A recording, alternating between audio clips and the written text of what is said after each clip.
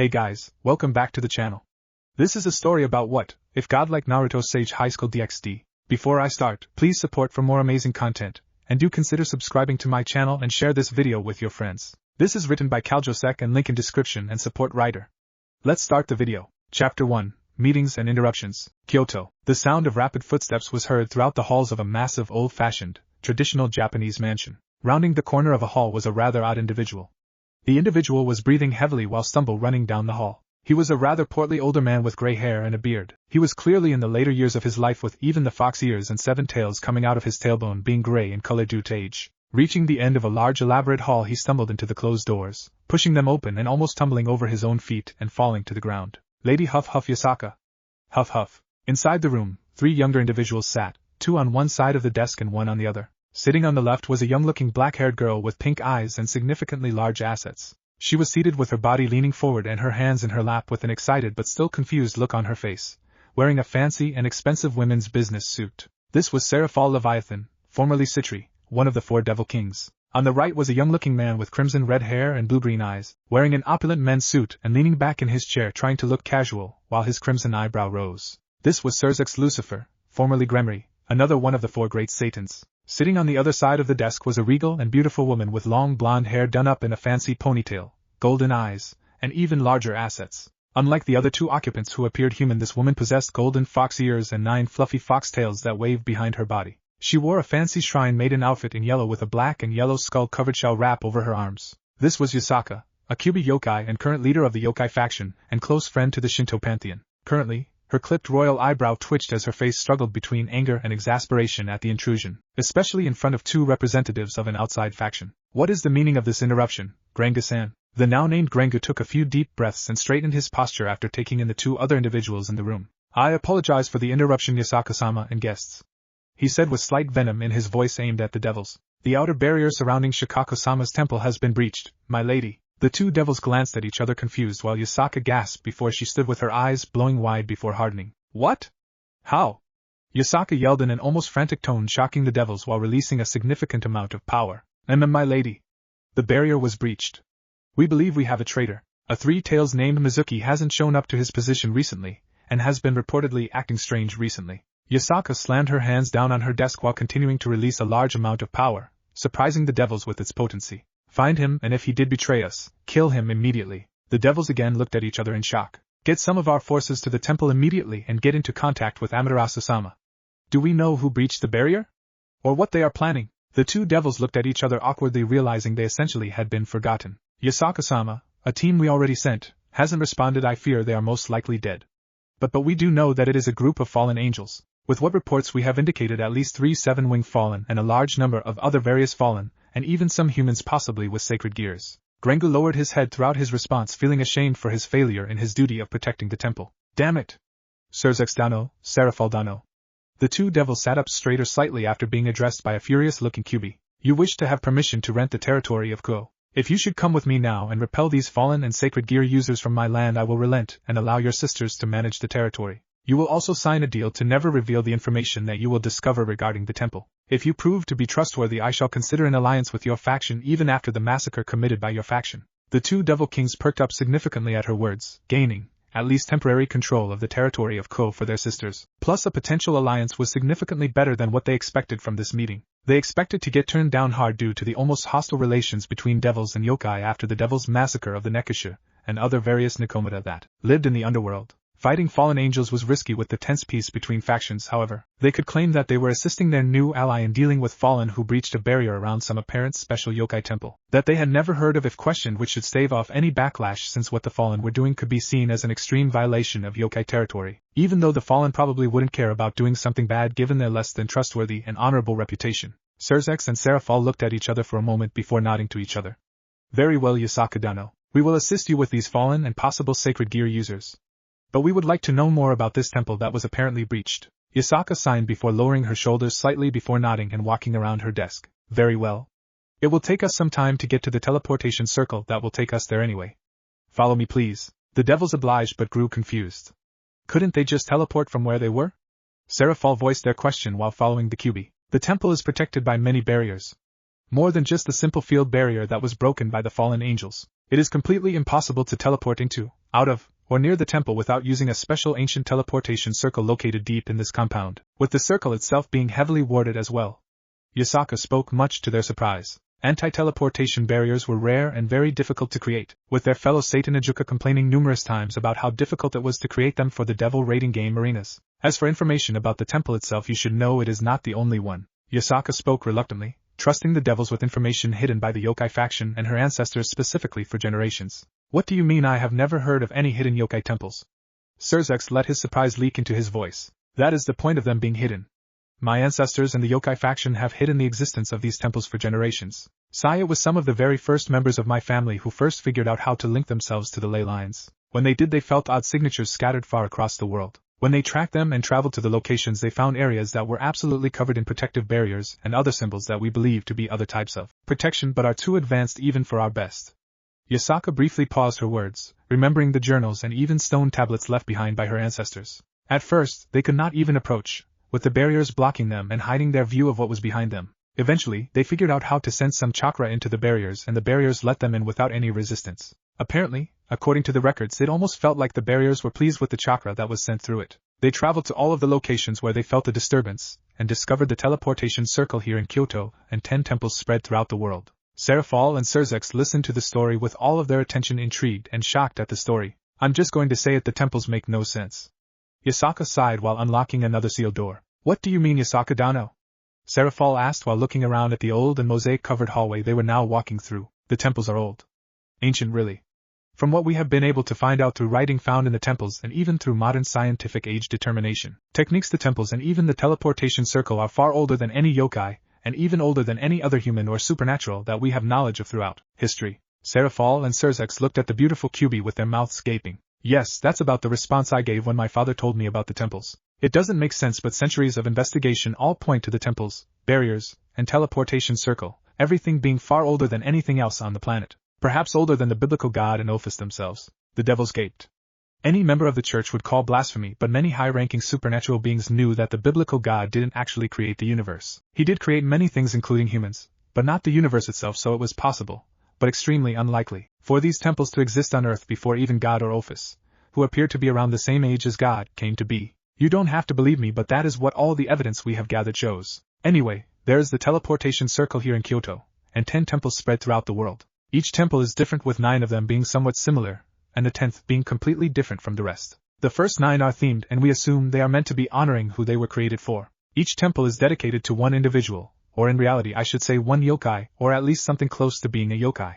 The temple that was breached was the first discovered. It is dedicated, from what we've learned, to Shikaku, the one-tailed tanuki. The second is dedicated to Matatabi, the two-tailed cat or Bakaniko.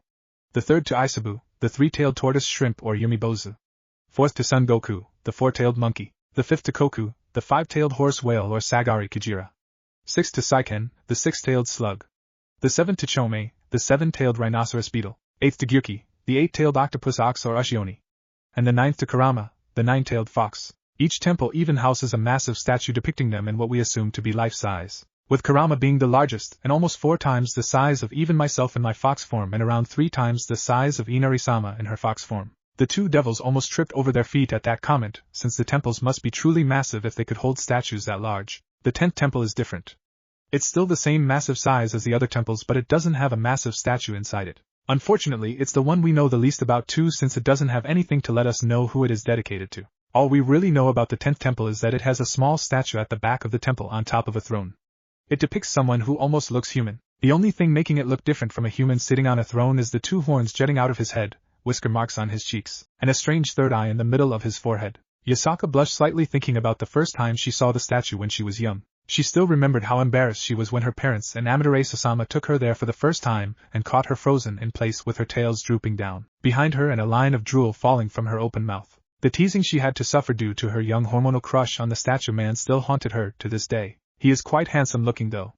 Yasaka mumbled and was happy that the devil envoys were behind her and unable to see the red shine of her cheeks. Chapter 2, Ancient Seals and Weird Portals. Stopping in front of what appeared to be a dead end, the two devils watched as Yasaka sent a visible stream of chakra down her arm, to the palm of her hand. The blank wall ahead of them shimmered before an elaborate seal appeared centered around a large spiral. Placing her chakra-laden palm in front of the spiral, the yokai leader twisted her hand to the left and took a step back as a thrum, akin to a deep bell chime, rung in the space around them. The spiral slowly unraveled, twisting in a counterclockwise motion before the seal shimmered out of sight. Like a dark fog fading from their sight, the previously blank hallway dead end vanished and a dim light illuminated an earthen staircase leading them below ground. There, I have disabled the barriers.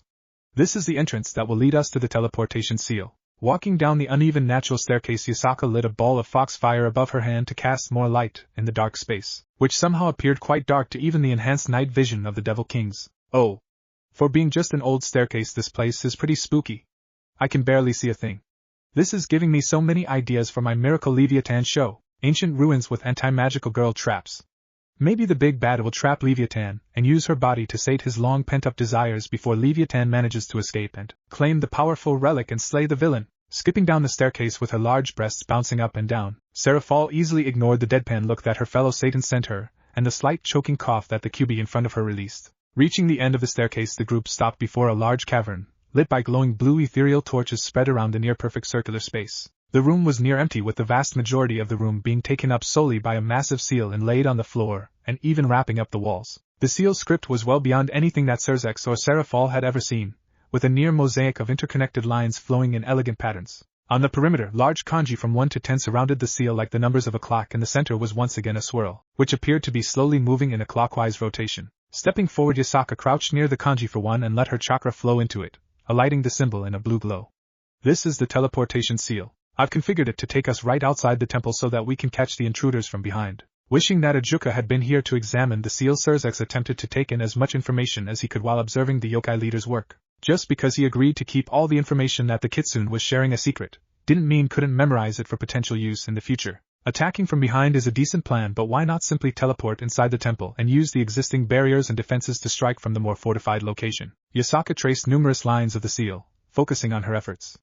Normally you probably would want to use a fortified location's defenses to your advantage in such a way. However, the layers of barriers don't just keep people out, they keep people in as well. Without disabling the remaining barriers, we would not be able to exit the temple, and disabling the interior barriers would allow the intruders clear access into the temple. It is possible that by the time we get there that it may be already too late, and my worries could be for naught. However, I still abhor the idea of these fawns stepping foot in the sacred temple, so I will not be the one to give them free entry by lowering the defenses. Surzex would have questioned the need for a barrier that kept things inside the temple, but was stopped when Yasaka stood from her crouch, the glow surrounding the room growing brighter, almost pulsing. The group watched as the seal shifted and changed itself fluidly, lines and curves bending and breaking. The kanji for 1 continued to glow while the rest of the surrounding numbers faded from view. The seal continued to shift until the lines changed to form a walkway that lifted itself from the ground, leading from the 1 kanji straight to the center of the swirl. The swirl itself began to spin faster, almost like a whirlpool. The torches illuminating the room released 1 large pulse before dimming, with a visible shockwave emanating from each torch and reaching the center of the room. Follow me. Yasaka took a step up onto the elevated pathway that had formed over the seal before she began walking toward the center. Following her, Surzex and Seraphal watched as the swirl crumbled in on itself, the floor underneath its former location collapsing downwards as if it was being ground in a blender. Reaching the end of the pathway and looking over the edge, they peered down at the space beneath them in amazement. There was no longer a floor in the center of the room, only a descending twister of energy. It may look imposing, but it is safe. Just follow me. Before the 2 devils could ask what she meant, Yasaka shocked them by jumping off the end of the platform directly into the vortex, vanishing. Magical girl Leviathan thinks you should go first, Zextan. With a swift push, Seraphal giggled as her fellow Satan let out a girly scream before falling into the swirling void. Summoning her magical girl outfit and staff, Seraphal spun around and posed for an imaginary camera before diving in, excited to find more adventures and ideas she could include in her show. Chapter 3. Temple in the Sand and Kur Seal's Toll. Temple of Shikaku outskirts. Popping out of a circular portal in the shape of a swirl of energy, 3 figures landed back on solid ground. The first, Yasaka, landed gracefully, having long since become accustomed to the seal's strange teleportation. Appearing shortly after the QB, the 2 devils landed less gracefully. Seraphal stumbled for a moment before righting herself and posing with her tongue stuck out of the corner of her mouth and hand forming a peace sign in front of her face. Surzex had the most ungraceful landing of the 3.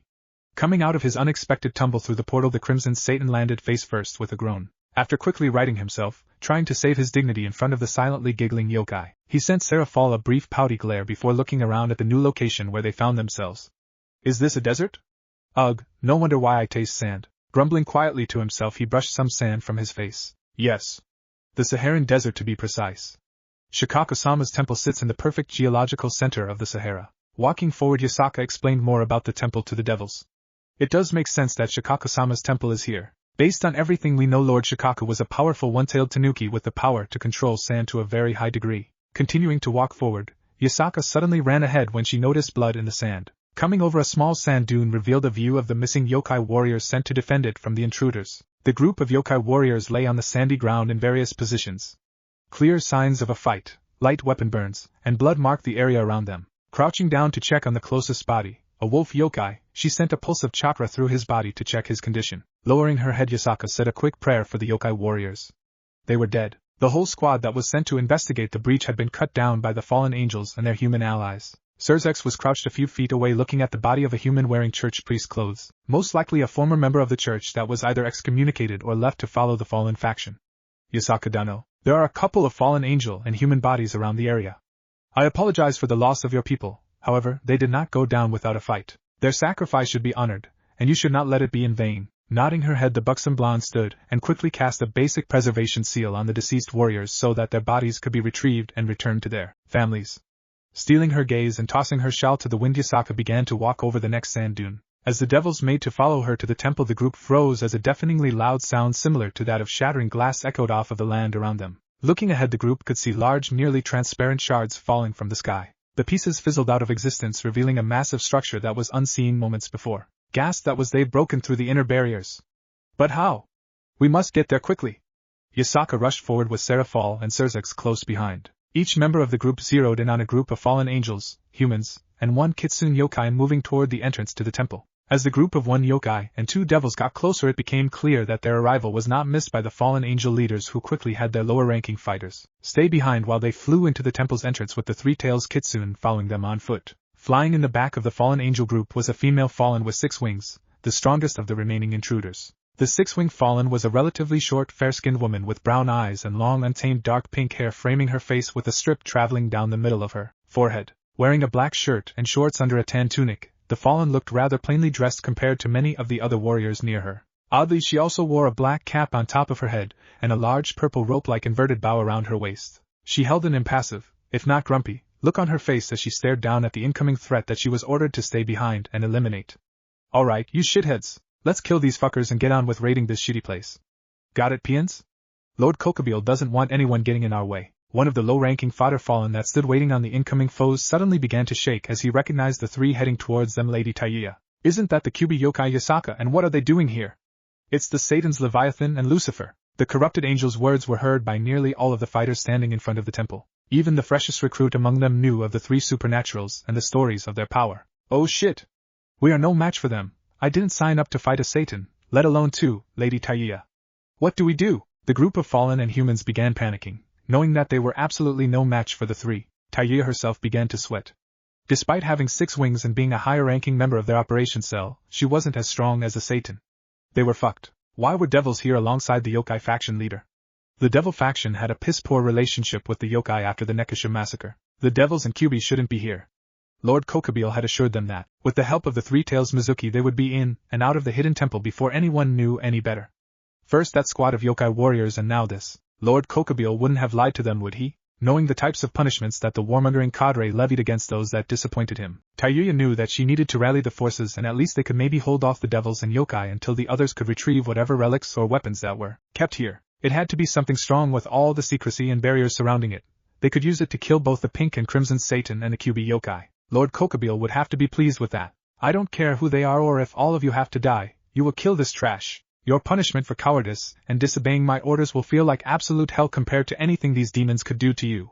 Do your jobs and take them out. Forming a spear of corrupted light in her hand, Taiya flung the weapon at the group of 3. Unfortunately for Taiya and the other temple robbers that were left to guard the entrance, they didn't get much of a chance to even fight. Yasaka, for the first time since she was alerted to the breach of the temple barrier, took a moment to consider the situation. Rubbing the back of her neck a little sheepishly, she realized that maybe she didn't need to bring along Surzex and Seraphal. She had told outsiders a secret of the yokai faction that had been kept hidden for centuries, and these were the types of enemies that had managed to break through the barrier and stood in her way. She had expected much stronger enemies, believing the scouting report info that they had received to be inaccurate. Perhaps only the stronger 8-wing fallen would have even a chance to scratch her, and even then it was unlikely. How they had been able to breach the outer barrier, let alone the inner barriers, was absurd. The fight, if you could call it that, against the entrance guards had only lasted a few seconds. Seraphal summoned a citry magic crest from the tip of her staff and unleashed a massive wave of ice that instantly froze a large number of the enemies solid, leaving behind a completely out-of-place glacier in the middle of the desert. Serzex displayed why he was known as the Crimson-Haired Prince of Destruction by obliterating another large portion of the fallen and human numbers with his power of destruction abilities. Not even dust remained of the intruders targeted by his attack. Yasaka herself had eliminated the last large grouping of Grigori forces, with her Fox Fire incinerating the remaining opponents with an ease that made her blink. Fox Fire was powerful, especially when used by a QB connected to the ley lines, but her attack had seemed much more potent than usual. Motherfucker! Ah, that hurt. You shitty demons. How dare you stand in our way? With the smoke and dust of their attacks clearing the six-wing fallen, Taiyuya hovered unevenly in front of them. She was evidently stronger than the simple fodder had been eliminated but had not escaped the attacks unscathed. Her clothing was burned and falling apart in some areas and two of her wings were scorched hanging limply behind her. Taiyuya herself was furious as well as frustrated with her own weakness. She was only a six-wing fallen angel, considered in the mid-tier of power among the Grigori ranks. She had always desired power and to be recognized, and this mission was what she believed would grant her both of her dreams. She didn't want to die here.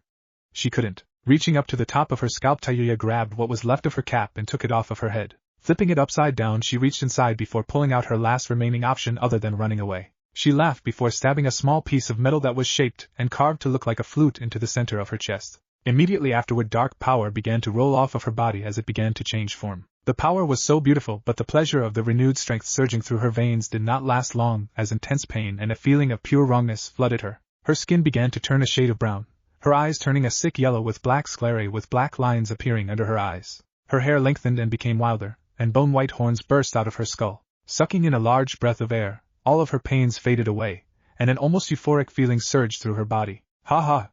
Now, this is more like it. This power. It feels incredible. Why were Valper and his creepy assistant Kabuto so wary to create these cursed seals? I feel like I could take on all of those stuck-up bastards in heaven. This is what I deserved from the start. Ha! Looking towards the shocked devils and Kitsune, an insane grin formed on her face, showing off the girl's new dagger-like teeth. I am going to kill you all. Ha! The group of 2 devils and 1 Kitsune stared at their opponent's new form.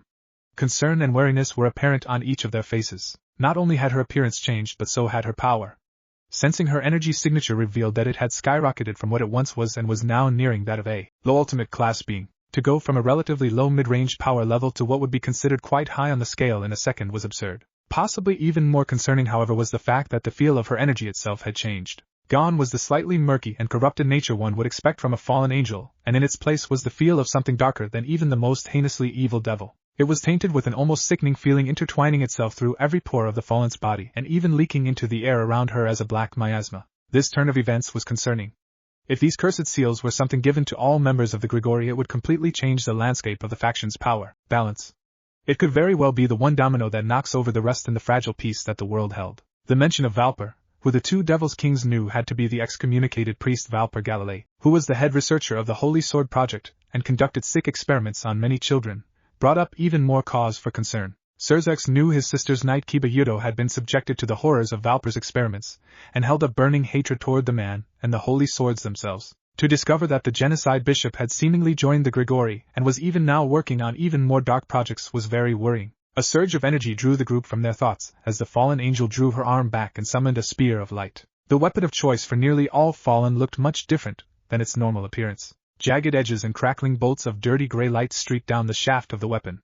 The core appeared as a deep black abyss emitting the foul shroud around it. Serzex dove out of the way with his wings manifesting behind him as he took to the sky, right before the spear slammed into the ground that he previously stood upon. The speed of the projectile was significantly faster than her previous throw, and when it struck the ground, instead of simply piercing into the sand, it detonated in a large blast of near-black light that turned the coarse grains of the desert into an inky glass crater. Dodging the spear was still quite easy for the crimson-haired devil, however. It seemed like more than just her power level was increased by the dark seal. Another pulse of power radiated from the dark-winged fallen, who released a dark laugh as all around her numerous spears came to life before being launched down from her position. Serzex and Seraphal used their wings to dodge the first wave of the sloppy barrage with little difficulty, while Yasaka, who lacked the capability of flight, channeled her Tuki to disperse and block the attacks that were about to strike her. Beginning to channel their own magic, Serzex and Seraphal launched a combination attack, sending spheres made of the power of destruction and lances of ice at Taiyuya. Dodging all but one of the attacks with enhanced speed, a shard of ice embedded itself in the thigh of the fallen, causing her to let out a yell of fury and pain. Any retort she could have made was silenced as a large fox paw swatted the raging woman out of the air. Yasaka laughed lightly behind her once again humanoid palm as she watched the fallen slam into the glass-riddled sand. Swatting the corrupted girl out of the air like a fly caused her to impact the now hard glass surface, producing a satisfying crunchy sound. Once the dust cleared, Tayuya was visible, stumbling back to a standing position. Her form was worse for the wear, with scrapes and cuts marring her body. With furious eyes and a scream of demented and unhinged rage, a spear larger than a city bus formed over her head. The Devil Kings and Kitsune summoned magic circles to launch a counterattack. However, the spear of dark gray light didn't move. The fallen angel stood in place with a snarling visage on her face. However, dulled eyes betrayed her furious countenance. With a cough and a wet splatter, dark, near-black blood gushed out of the horned girl's mouth, coating her chin and gushing down into the cavity between her modest chest. Yasaka, Surzex, and Seraphal still stood tense a few feet away, watching and wondering what was happening. Across Tayuya's face, veins became clear to see. Zigzagging across her cheeks, the normally invisible pathways filled with pigment as black as night. The rest of her body soon became covered in a weave of ebony lines. The spear above her head shattered into nothingness as with a spasm and a single quiet exhale of breath the fallen angel's body fell to the ground, limp. Yasaka, being the most adept sensor of the three, was the first to dissipate her magic circle, no longer sensing any signs of the girl's energy signature. She was dead. Surzex and Seraphal followed the yokai leader to the body of the six-winged fallen angel. Crouching in front of the collapsed body, Surzex took note of the fallen's darker skin. Each vein appeared to bubble under the surface of her flesh. At many prominent junctions, the skin had actually burst, with fizzing thick black blood seeping out of the newly created holes. Her previous sickly yellow eyes, surrounded by black sclerae, were now filled with nothing but soulless Stygian ink. These cursed seals. Whatever type of sick concoction was imbued into these power-ups had to be looked into, found, and destroyed. It had twisted both the fallen's body and mind. It was undeniable that it had granted her increased power, speed, and strength, at least for a time. However, it was clear that this boost was carried by a pollutant toxin that ate away at the user until there was no life left inside of them. Standing from his crouch, Surzex cast his power of destruction on the fallen angel, Tayuya's body, erasing it from existence. We had better continue on. The temple is just ahead and there are still more enemies to face. Agreeing, the group proceeded toward the temple. All three in a much more grim mood, as despite the girl being their enemy, the gruesome effects of the seal stuck in their mind. Abandoned church, outskirts of Osaka, Japan, Valper. You ensured that the Sound Four were given the curse seals that you have been working on, correct? A bespectacled older man wearing the robes of a priest bowed his head towards a throne that was shrouded in darkness and shadow. Yes. Of course. I gave them the cursed seals shortly before they departed to meet up with that yokai Mizuki, as instructed. However, I must say that the research I have conducted on the shadow spirit, Morio, is still in the early stages. The remnants of the creature's power that you had delivered to me were beyond the scope of anything that I have seen before. What little usable power I was able to extract and process is volatile, to say the least. There is a very good chance that if they use the curse seals that they will die, painfully. A dark chuckle rang from in the veil of the shadows. The treasures of an ancient yokai temple would be useful, yes. Yet it would not be a great loss if nothing is retrieved. This is the beginning of a mission that I have worked towards for centuries. Riling up the yokai faction, testing the limits of the curse seals, and getting rid of bothersome and useless fodder. The Sound Four will either return with the relics of the temple or die. It matters not to me. Bowing his head, the elder priest left the chamber to return to his research into the cursed seals derived from Morio's energy, and planned the retrieval of the Excalibur fragments. Crimson-red eyes shone out from the curtain of shadows. Soon, Azazel. The fragile peace you strive for and desire so much shall be broken. I, Kokabil, shall lead the fallen angels to war, victory, and dominion over all of our enemies. Chapter 4. Tanuki's Sandstorm. The three survivors of the desert brawl began their trek towards the sandy temple, all with concerned thoughts running through their heads. It appeared that at least right now these cursed seals were incomplete. However, they could even now pose a large threat to the balance of power and the shaky peace that currently existed. Its ability to significantly increase the user's power, strength, and speed was something that, if implemented in mass, could stun the other factions with a blitz attack. If it ever was to be completed and become a permanent boost, it would cause irreparable damage to the supernatural factions. Yasaka Dano. There are a few things I wish to ask you before we get to the temple. The Crimson Devil King looked over at the Kyubi with a frown on his face. As long as we don't take too long, I will of course answer them. The buxom blonde had an idea of what Surzex wanted to inquire about. You noticed, did you? What's the deal? My super-duper magical girl powers should have blown away that dusty crow and its lackeys. Humph. Seraphal pouted in frustration and concern, thinking back to her attacks, which were not as strong as they should be and drained more of her power than usual. My powers did seem diminished. My reserves are also more drained than they normally would be. Surzex had also noticed the difference in his abilities. Yes, I should have warned you. I do apologize, in my rush I forgot. A small embarrassed blush formed on Yasaka's cheeks. Even though they have been studied for centuries now, there are many things that are still unknown and strange about the temples. We do know that unless you are connected to the ley lines, beings above a certain power level are greatly limited in and near the temples. Attacks are weaker, your body slower, and your reserves drain faster. It affects everyone, but only those of significant power actually realize that they are affected by it. Ah, I forgot. Speaking of the ley lines. How is it that you are able to come here right now, Yasaka-dano? You are connected to the power of the ley lines. I was always under the assumption that a Kyuubi had to maintain them, and you were unable to leave Kyoto. The Lucifer Mouse spoke as the group crossed over a sand dune. Ah, normally you would be right.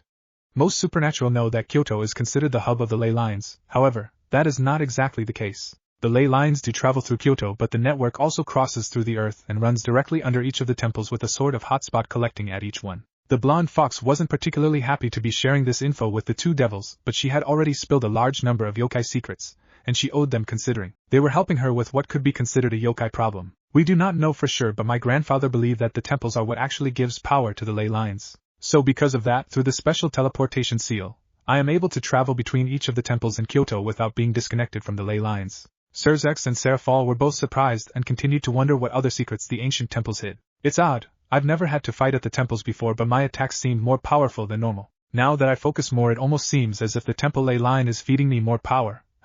I've never noticed that before. Yasaka's spoken thoughts were brought to a halt by her companions who had stopped walking alongside her. As they reached the entrance to the temple, Surzex and Serafal couldn't help but stare. The ancient structure had appeared large from a distance, but standing in its entryway revealed its true size to be even larger than they had thought it was. The large gateway towered over their heads, and even massive creatures such as dragons would have no trouble fitting through it. Unlike what they were expecting, however, the temple itself was rather simple in design, almost bland. Its massive walls appeared to be made out of nothing more than the sand that surrounded them, with pale blue lines crisscrossing the structure. Overall, other than its size, it was quite underwhelming, especially when compared to the lavish lifestyles that many supernatural beings were accustomed to. It's certainly big, but magical girl Leviathan was kinda expecting it to be fancier. Now this just won't do. Ooh, it should be made of gold. The audience would be so shocked and envious of the pure extravagance, and how shiny it is, that they would be jealous of me and want to go on their own magical girl-themed adventures. Ooh, why didn't I think of that before? Magical Girl Leviathan's Adventure Theme Park. As the bubbly Leviathan began following them, excitedly mumbling to herself about opening a theme park in the underworld, Surzex and Yasaka rolled their eyes before starting a conversation of their own. Despite the a lot of that, I do have to agree with her. When you said these were secret ancient yokai temples, and with all of the security, I kinda expected the temple to be grander. It kinda just looks like a giant sand castle. No offense. Surzex sheepishly rubbed the back of his neck, hoping he didn't offend the beautiful Kyuubi. I said they were large and ancient secret temples. I never said they were extravagant. No offense taken. They really aren't what you would consider impressive in their design. None of the temples are dressed up in gold or jewels. Yasaka gestured to the temple wall. As far as we can guess, the temples are simply built to represent the powers or personality of who they were constructed for. Based on everything we have learned over the years, despite how little that may be, points to Lord Shikaku being heavily aligned with sand, so their temple is made out of sand to acknowledge that and honor it. Another example, we believe Lord Son Goku had the ability to wield lava, so their temple is inside a volcano. Surzex listened with intrigue as they grew ever nearer to the temple entrance. The devils and yokai stopped their conversation and each adopted their serious battle-ready disposition once again as they heard shouting coming from inside the temple. We can talk more later. If possible, I would like to capture the Three Tails trader, Mizuki, to question him regarding any other details he may have spilled. Let's go. Nodding to one another, the three quickly headed into the dimly lit temple interior a few moments prior. Damn it. You've got to be kidding me. There's nothing here other than this dumb giant raccoon statue. A rather androgynous-looking male with fair skin and light blue-gray straight hair that covered his right eye growled in frustration. The fallen angel was wearing a brown tunic, black shorts, and black arm warmers, which were clearly not needed in the desert. He had a large rope-like belt tied in an inverted bow around his waist and a red beaded necklace around his neck. Currently displaying his frustration, his green lipstick-covered lips were tugged into an angry frown as he looked around the large chamber. I believe it's a tanuki. Adding his comment was a taller, dark-skinned man with shaggy black hair tied into a ponytail. He bore a condescending smirk on his face as his black eyes observed the clear frustration in the other fallen. He wore similar clothing with a sleeveless gray tunic and black shorts, plus the same robe bow on his waist. Shut up, Kodamaru. You actually think I give a fuck what it is? With his blue-gray hair covering his right eye, the frustrated former angel glared at his comrade Kodamaru. That's enough, Sakan. The third fallen angel attempted to break up any potential argument that could hinder their mission. He shared a strikingly similar appearance to the fair-skinned eight-winged fallen angel. He too wore the inverted bow rope and a brown tunic. It was obvious looking at him that he was a twin with the same androgynous appearance, and light blue-gray hair covering his left eye instead of the right. No, it's not enough, Yukon. Glaring at his brother, Sakan turned away and moved towards the yokai that was with them. Hey, you stupid fox! What's the big deal? Where is the fucking treasure? The weapons? Artifacts? There's nothing here. Standing slightly separated from the group of fallen angels was a three-tailed kitsune with green eyes and shoulder-length whitish-blue hair that matched his tails and ears. He wore a blue bandana on his head and a gray tunic and pants. He held an angry and ego-filled look on his face as he held his chest puffed into the air. How dare you refer to me in such a way? I have the protection of Lord Kokabeel himself. I am destined to be his right-hand man, as befitting someone like me. You can't. The fact that you actually believe I care and that you think you have what it takes to be Lord Kokabeel's right hand is hilarious, as it is ridiculous. Lord Kokabeel isn't here right now. It would be a real shame if you happened to die while we search this crappy desert. You were supposed to be our ticket into this place and guide us to all of the weapons and loot. Yet I don't see anything here other than sand, and more sand. The furious fallen angel was nearly snarling as he approached the kitsune. TCH. I have no damn clue. This place was supposed to be super important, and have a bunch of valuables. This temple was hidden under so much secrecy it took me forever to even find out about it. You know how difficult it was to break into that bitch Yasaka's office vault to get this book that explains how to get past the barriers. It was so well guarded, there has to be something here. The whitish blue-haired kitsune began to flip through the ancient book that he had stolen in anger, as the fallen angel, that in his arrogance he saw as his lesser, berated him. Useless.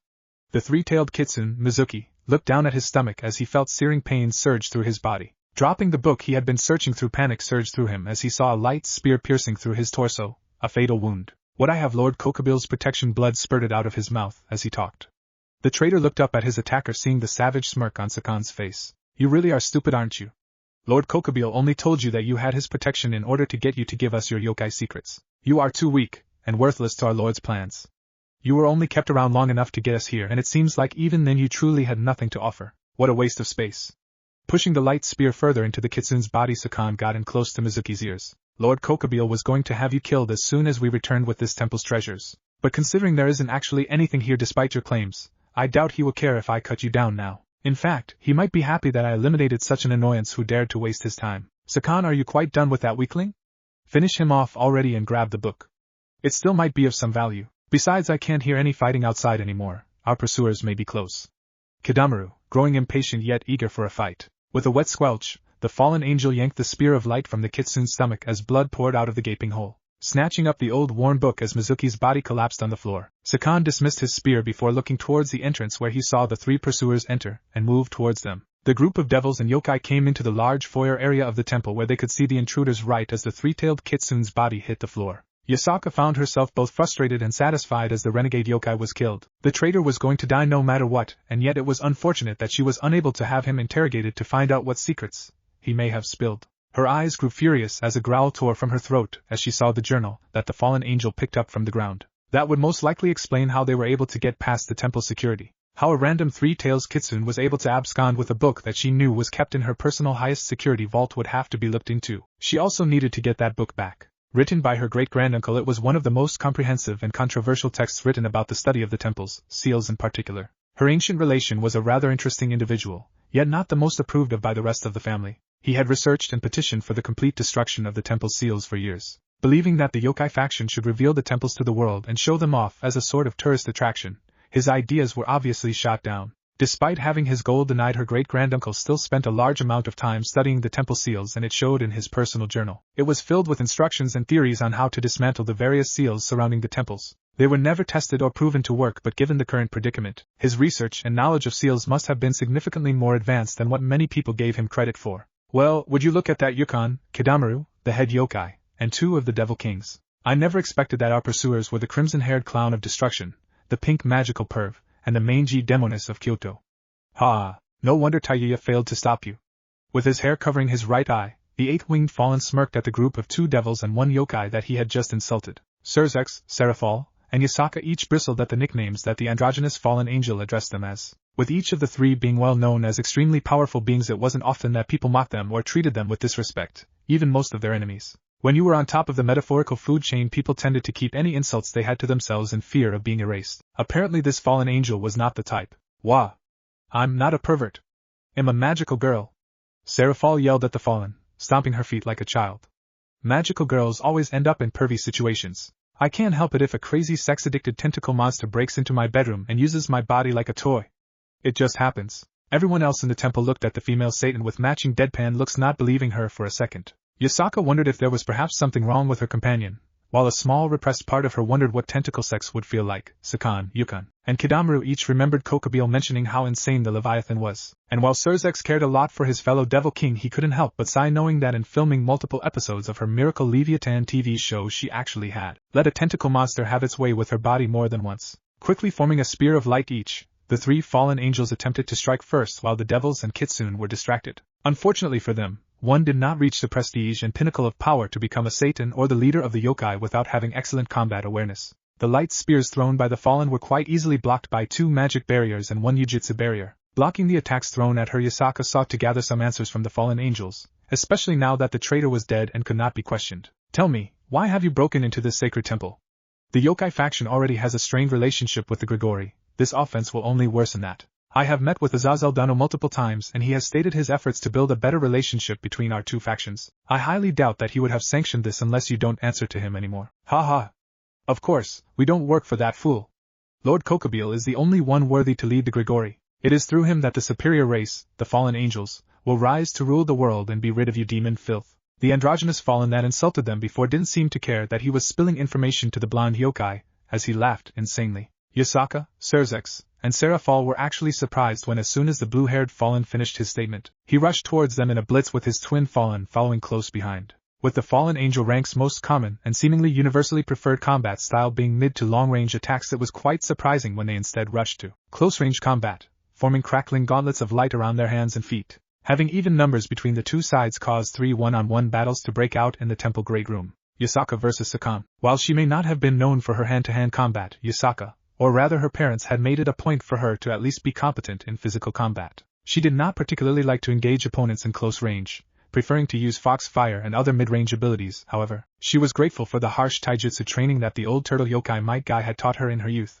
Engaging in a fast-moving fight, Yasaka quickly realized that she was outmatched. Her skills had clearly gone rusty, and her large breasts seemed to hinder her movements more than she ever remembered. Clearly, on the defensive, the Kitsune was at least saved from suffering too many blows as the fallen angel was partially distracted by her bouncing chest. His technique, however, still left her suffering a few hits that were absorbed by a light application of Tuki. Though with each strike that he delivered, it seemed like she was getting hit more than once. Focusing on his strikes, she was able to see that each attack was actually enhanced by his light gauntlets, allowing him to strike multiple times with every punch or kick. Their exchange would have continued for some time. However, realizing that she would eventually lose, Yasaka began tapping into more of her Tuki and a little bit of senjutsu to enhance her body.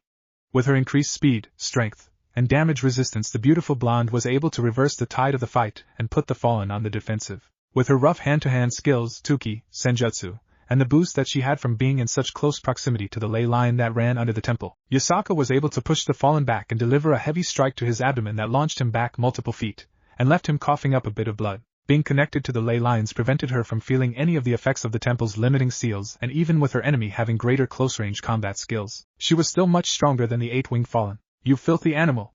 How dare you stand in the way of Lord Kokobile's rightful conquest? The seemingly perpetually angry man had to dodge a ball of fox fire, as the distance that Yasaka had created was enough for her to engage her enemy with her preferred combat technique. TCH, I guess I'll have to use this little trinket if I'm going to take your head. Reaching for his neck, he grabbed and tugged a small charm in the shape of a demon mask with a large extended left horn off of his red beaded necklace. Trying to stop him from using what was undoubtedly a curse seal, Yasaka sent numerous blasts of Kitsune fox fire at him. However, given her position on the ground and his ability to fly, he dodged the attacks by flying through the air. With a smirk on his face, the androgynous man jabbed the demon mask bauble into his chest. It quickly melted and sunk into his body, where a deep red hue began to spread across his flesh. Releasing a large gasp, Sakan clenched his muscles as his body was flooded with a large gush of tainted power. Yasaka cursed under her breath as she saw the transformation beginning. She had attempted to prevent the man from using the curse seal. Yet with how easy it was for the dark power to be unleashed, she was not fast enough to prevent him from using it. As the transformation continued, she began to take in more senjutsu energy and power from the ley line. Having seen the significant increase in the previous female fallen's strength, she knew that she would need to be on her guard. When the now deceased 6-winged fallen angel had used the evil seal, she had jumped up to a low ultimate class level of power. Now facing an 8-winged fallen using the same unnatural power, it was possible that he could ascend to a high ultimate class or even higher. The transformation continued and his body shifted as it unleashed a dark black miasma. His entire body was covered in a red tint as his face elongated, with his chin jutting out into a sharp point, and a long horn jutted out of the left side of his skull. His eyes filled with black other than a small pupil, and his lower canine teeth sharpened and grew up over his lips. The right side of his body began to turn a dark gray as scales grew out of his flesh. They continued to grow until his entire right arm and leg were coated in a layer of thick protective scales with barbed points near each joint and 3 large spikes sticking up from his shoulder reminiscent of a pauldron.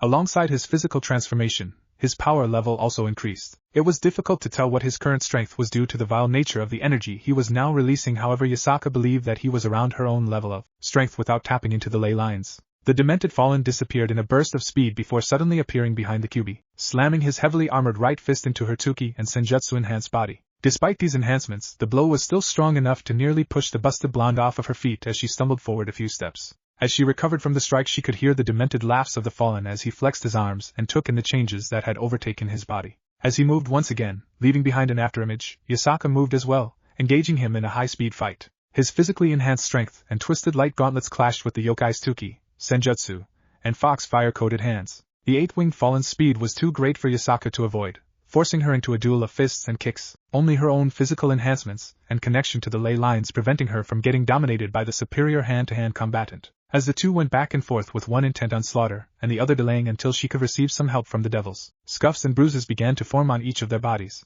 Surzex versus Kidamaru. Unlike the two blue-haired twins, Kidamaru remained a decent distance away from Surzex, hovering in the air with his wings splayed behind him. This game should be quite the challenge.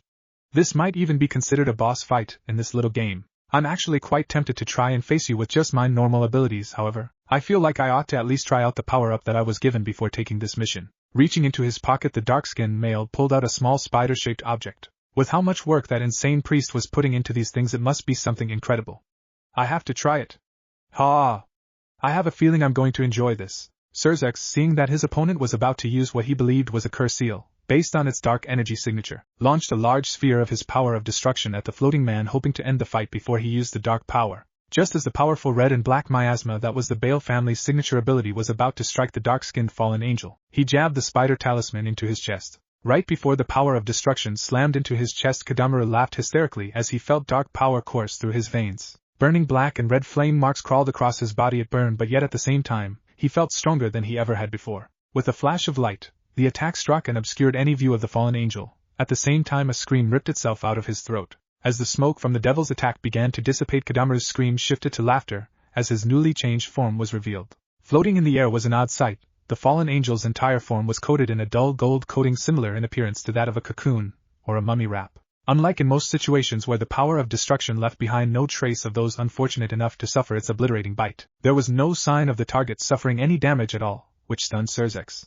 Fissures leaking black smoke appeared on the surface of the dull material, and with the sound of shattering pottery, the immensely strong material, that evidently could even block the power of destruction, broke off of the now heavily changed Kidamaru and fell to the floor before melting away. The dark-skinned fallen angel's entire body was changed, taking on a demonic appearance. 3 sets of arms hung off of his frame, each having sharp protrusions jutting out at the joints, and his muscles had increased in size, giving him a bulkier appearance. His face was nearly unrecognizable, having taken on a bestial shape. Sharp teeth lined his mouth. He now had 3 eyes which were filled with a tar-black void and a small pupil, the third eye resting in the middle of his forehead. Pointing up from his forehead were 2 horns that pointed slightly to the side, with his formerly black hair paling to a dirty gray, and growing in size to form a large bushy spike of hair sticking from the back of his head. A black miasma wicked off of his form as he experimentally moved his now 6 arms, and his power increased and took on a sickening nature that blackened the air around him. Reveling in his new power and intoxicated by the drug-like high that it was delivering to him, he grinned ferally while summoning 6 light spears, 1 in each hand. Haha, now this is more like it. A truly worthy power-up to face the final boss. Die. Launching the jagged weapons and creating more, one after another, creating a continuous volley, the fallen laughed as he rained death down on his enemy. The temple's floor was peppered with small holes and burn marks as Surzex dodged and destroyed the barrage of spears that were hurled down at him from the 6-armed man. As a usually more strategic fighter, the Crimson Satan realized that the ancient seals surrounding the temple were limiting his abilities to a much higher degree than he expected. His attacks were weaker and smaller, and his reserves drained at a rapid rate. Even the devastating effect of the power of destruction was limited, doing significantly less damage. Surzex gave up on the idea of destroying the barrage of spears and decided to dodge the attacks. Surely the fallen angel would run out of energy, or succumb to the poisonous effect of the curse seals sooner or later. As he maneuvered around the most recent spear bombardment, the crimson-haired devil paused as he felt something off. Looking down at his leg, his eyes widened slightly as he saw a slight cut in his pants, and felt the unmistakable burn of light enter his body. He knew that not a single spear had managed to strike him, So what happened? Dodging yet another of the continuous projectiles, he once again was surprised when a slice appeared on his left arm. With widened eyes, he finally realized what was causing his injuries. Minuscule, nearly invisible strings of light surrounded him in a weave, and he had been hitting them while dodging. Ha! So you finally realize you are caught in my web of light. Each of my spears is merely a conduit through which to extend my net, and now you are trapped within it. Ah, the praise I shall receive from Lord Kokobile for slaying the devil Lucifer. Ha! The dark-skinned fallen angel laughed as a dark miasma began to radiate off of his body. Surzex was actually surprised and impressed by the ingenuity the fallen displayed with this attack. It was a truly unique and potentially deadly ability that would be difficult to work around. The crimson-haired devil realized that he was actually quite lucky to only have a few light cuts across his body, as it was possible that he could have lost a wing or been sliced in half if he had made one wrong move. Shit, if the temple seals weren't limiting my power, this would have been a much different fight, but he has me in a trap now. Running through his options, Surzex knew he had to do something to destroy or escape the light web he was now surrounded by. Fortunately, there was still a manageable amount of space to move in, but it greatly limited his dodging capabilities, and if he remained stuck for too long, the fallen angel could simply use his abilities to continually tighten the web around him. Blocking the next spear that headed his way, Surzex made sure to destroy it instead of allowing himself to be further trapped by more light wires. As he continued to burn through his limited reserves, he took every opportunity to examine the area around him to try and find a weakness he could exploit. He was surrounded by thin light wires with no visible route of escape, and while he noticed that the fallen angel's skin was beginning to grow darker with each minute, a possible sign of the cursed seal's poison working its way through his system, the man still appeared fresh. Deciding that his only option at this point was to break out of the web that he was trapped in, the Crimson Satan formed a short sword out of the power of destruction. Swinging the small energy blade like a machete chopping through rainforest vines, Surzex moved through the intertwining lines of light, yet with each swing, it seemed like he made little to no progress. Cursing to himself, and dodging to the side, he barely avoided a set of light spears that had gotten through his guard while he focused on freeing himself. Trying to run won't help you, devil. Once you are in my web, you are my prey, and prey gets devoured. Continuing to throw spears like wild, the fallen angel added more and more layers to his trap, showing that even with the seal's influence affecting him, that he still had a great mind for strategy. Making use of a large number of smaller than normal spears to create a thick and treacherous cocoon around the crimson-haired man while using limited amounts of his own power. However, it was with the most recent volley of spears that Surzex was able to see the opening he needed. He had wondered how the web of light was capable of remaining long after the light spears that spread them had vanished. For magic, Jujitsu, holy magic, demonic magic, and really any type of energy-based projectiles, the decay rate once it left the caster's control was quite rapid. Once a fallen angel threw their spear of light, it would gradually disperse after either traveling a certain distance, or existing for a certain period of time. They were not permanent weapons that remained littered on the battlefield long after the fighting was over. Only if a fallen or a pure angel held onto their spear, consistently re-energizing it with more light, would it remain for longer than perhaps a minute at most. The dark-skinned fallen had to have been connected to the threads somehow for them to remain strung across the temple interior. Once that thought clicked into his mind, Surzex knew where to look, and he found the answer. While it was hard to see, each thread that made up a part of the deadly web remained connected to his body, like a puppet master holding the strings. With a plan in mind, the strongest devil quickly reached out and grabbed a hold of one of the light threads, ignoring the corrosive light's burn. Channeling a large amount of the power of destruction through his hand and to the string, he smirked lightly as he saw his plan work. The light string was quickly destroyed by the Bale family's signature ability, and as it was obliterated, the demonic power flowed up the thread's length, all the way to where it connected to the fallen angel's body. With a scream of both anguish and rage, the six-armed man howled in pain as the power of destruction quickly ripped away at his body. Despite the enhanced powers of the curse seal attempting to resist the disintegrating effects of the crimson-haired devil's attack, quickly worked its way into Kidamura's unknowingly weakening body. Much like the many previous victims of the power of destruction, the eight-winged fallen angel was quickly obliterated, leaving Surzex to sigh in relief before he winced, partially due to the sizzle of the light burns and more so due to how angry his wife Grafia would be that he ruined his expensive suit. While he took a moment to breathe, a deafeningly loud scream echoed across the temple chamber, drawing his eyes over to the far side of the room. Sarah Fall vs. Yukon. As opposed to Yasaka, who had at least moderate-level hand-to-hand combat skills, Sarah Fall was never much of a close-range combatant, preferring long-range magic casting. She had of course throughout her life learned some hand-to-hand combat skills, but they were admittedly rusty and not much of a match for the blue-haired man's light gauntlet-enhanced physical combat talents. Unlike his twin, Yukon was not as skilled in hand-to-hand combat, yet he was still much better than the female Satan, who chose to fly into the air and try to gain some distance to launch her attacks. Quickly following her, the two began a long aerial chase around the temple, which was only broken up by the occasional icicle, or light spear. The two combatants continued on their chase, with the fallen angel growing increasingly frustrated as the devil continued to lead him on a loop around the air. The aerial pursuit came to an abrupt ending, however, when Yukon suddenly lost all of the air from his lungs and collapsed onto the ground. He wheezed for breath as a crimson-red glow came from inside his pocket. With a gurgle he choked on a rush of air as an external power forced its way into his body. Inside his pocket sat a small red demon mask jewel, nearly identical to that of his twin Sakan's, with an elongated right horn instead of his brother's left. Yukon felt his body scream in pain as he quickly looked over at his brother who was fighting the yokai leader. Seeing the demonic form that his brother took on, he knew that he was using the curse seal that they had been given before taking on this mission. What Yukon did not know, however, was that much like their twin connection and near identical appearance, their individual curse seals also shared a purposefully included link. The seals given to Kidamaru and Tayuya were unique to them, yet Sakan and Yukon's seals were identical, other than their physical appearance. As a new and largely untested experiment, Valpra wished to see how the seals worked in the real world and how the dark energy affected the wielder. Something that he had discovered in his early testing was that each person would react to the energy differently, and it would need to be adjusted to each wielder. As unwitting disposable pawns to the fallen angel cadre Kokabeel, Sakan, and Yukon were given identical curse seals meant to study how two, near-identical twins, would react when using linked and matching seals, with one having free access to the corrosive power without the downsides and the other being subjected to all of the negative effects. Now, as Sakan freely used the cursed seal's tainted power with seemingly zero drawbacks, he was unknowingly subjecting his twin to unimaginable levels of pain as the poisonous effects of the evil energy was forcibly injected into Yukon's normal, unempowered body. Red began to overtake Yukon's body, much like his twin, yet as it spread it began to puff up under his skin, swelling and stretching his flesh in a large number of lumps. His breathing grew rapid as the pain of not only his own in-use curse seal and his brother's currently in-use mark struck him all at once, his mouth open in a silent scream as he began to writhe on the floor. Serafal watched with mixed feelings as the formerly quite strong man was reduced to a deformed mess, with black foam dribbling from his lips. Her lips dipped into a frown as the man began to shake wildly before retching and vomiting up a large pool of thick tar-black fluid onto the temple floor next to him. She hovered down to the ground with a slight sadness in her eyes as the horror of the curse seals was exhibited to her once again. She didn't know for sure why the man was suffering so much when he had not even used the evil token, yet it was clear that he would not be receiving a power-up, only death. With another loud retch, the fallen angel's throat bulged and multiple organs were forcibly ejected from his body onto the floor. Unlike healthy-looking organs, the ones his body expelled were covered in black tumors and looked like they were deformed and ripped right out of his body by the force of his regurgitation.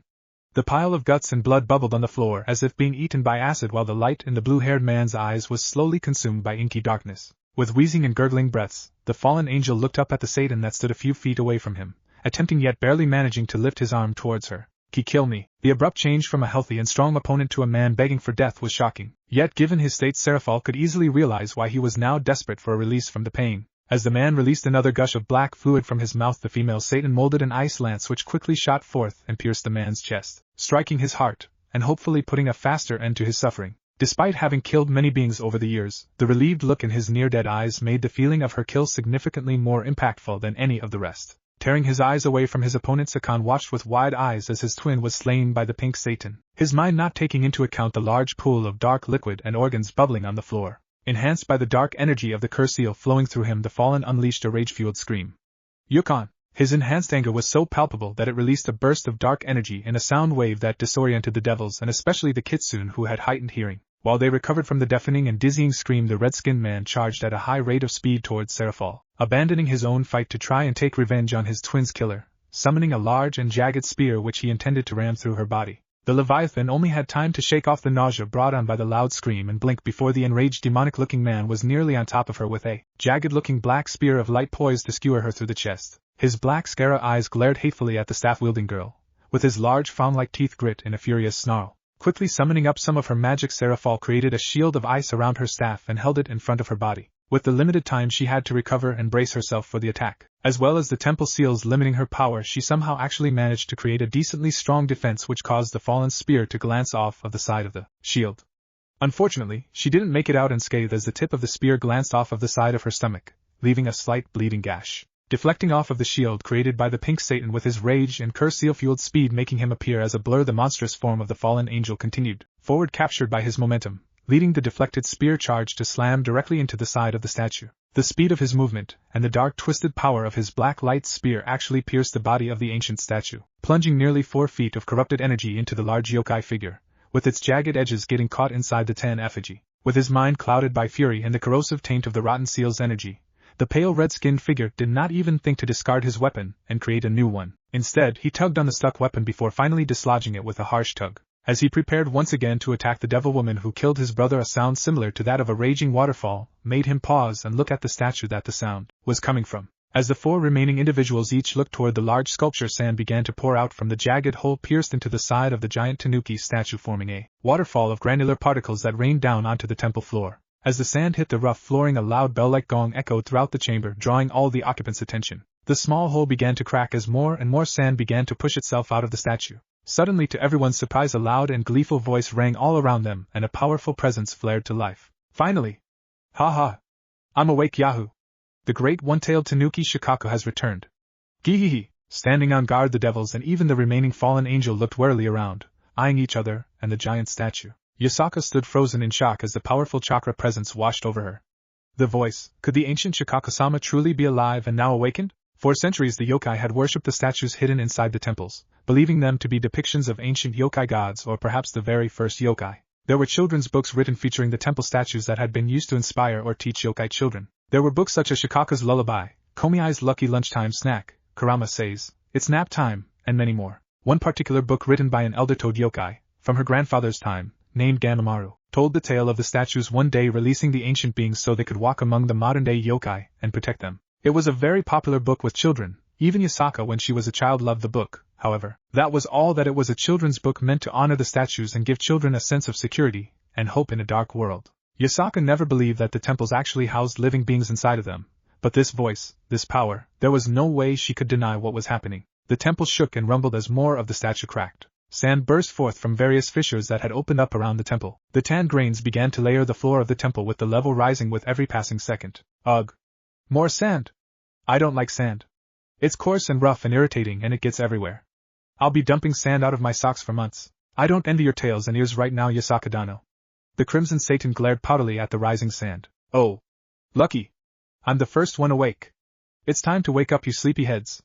Ha ha ha, the loud and almost crazy-sounding voice shouted, before laughing wildly. With a final laugh, the statue crumbled away to nothing other than coarse grains. Below the layer of sand that now covered the floor, a massive glowing blue seal circle lit up and began to spin in a clockwise rotation. What is happening?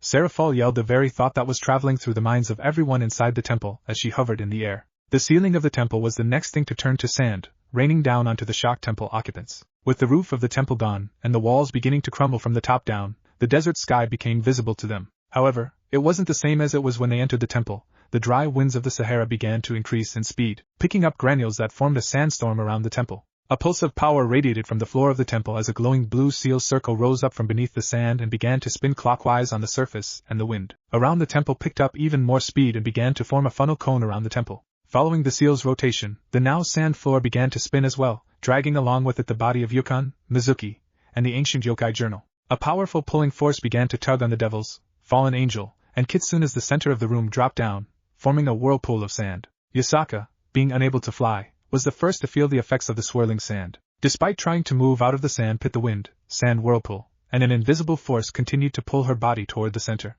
Even manifesting one of her large fox-formed paws to grip one of the few remaining temple walls did not slow her descent, stretching her arm and causing her grip to grow weaker. The two devils and one fallen angel, despite having the advantage of flight, still found it hard to resist the invisible force that was pulling them. Forcing their wings to fly higher brought no results, almost as if a powerful gravitational pull was sucking them down to the earth. Yasaka was the first to get pulled into the whirling sand with a startled scream. While fighting to stay in the air, the three flying beings watched in shock as the Kitsune vanished into the depths. What bullshit is this?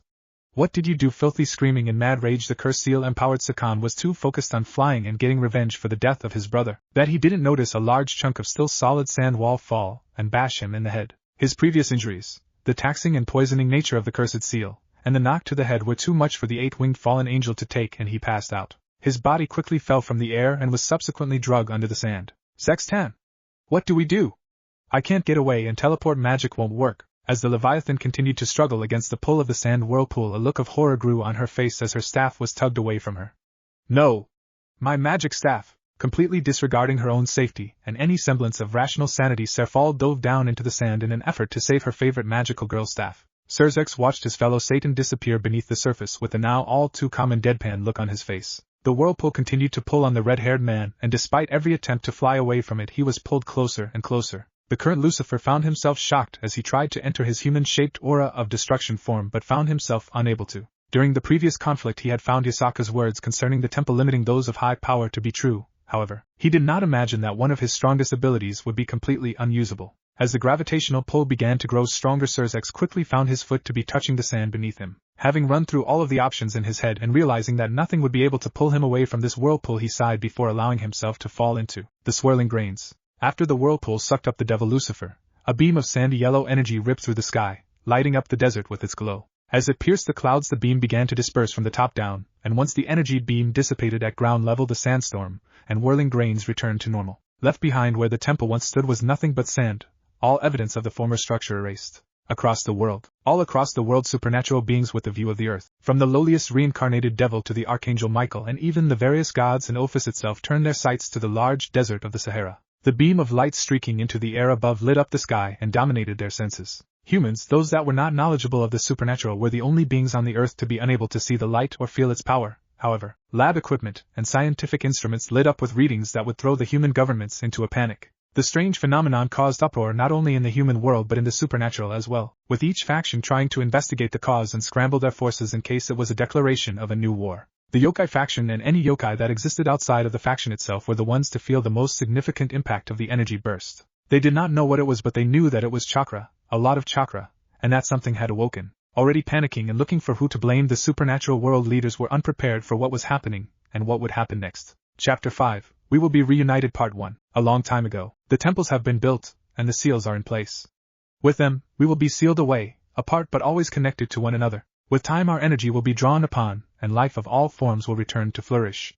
Shikaku, Matatabi, Isabu, Son Goku, Koko, Saiken, Chomei, Gyuki, and Karama. A time will come when the seal is broken and the world will have need of us once more. Until then, my friends, know my family. A pulse of power emanated from the speaker's forehead, where a third eye rested. Chakra-enhanced stone formed over the speaker's face before crawling down the rest of their body, locking it in a state of eternal slumber waiting to be called upon and awoken to the world once more. Turkmenistan Darvaza gas crater. A large natural gas field in the modern-day country of Turkmenistan had been a problem for the many humans who wished to mine its valuable natural gas deposits. After a mishap, the field had been permanently on fire for many years, earning itself the title of Door to Hell. The normal red and orange-hued flames had burned for over 40 years, and it was expected to keep burning for many more years to come. However, what the human researchers were not expecting was for the flames to suddenly change to a brilliant blue. Deep under the earth, directly below the crater, was a large cavern hidden by the ancient seals that surrounded it. The cavern appeared quite natural looking, other than the large statue that occupied its center and the constantly burning blue flames that cast an ethereal glow around the chamber.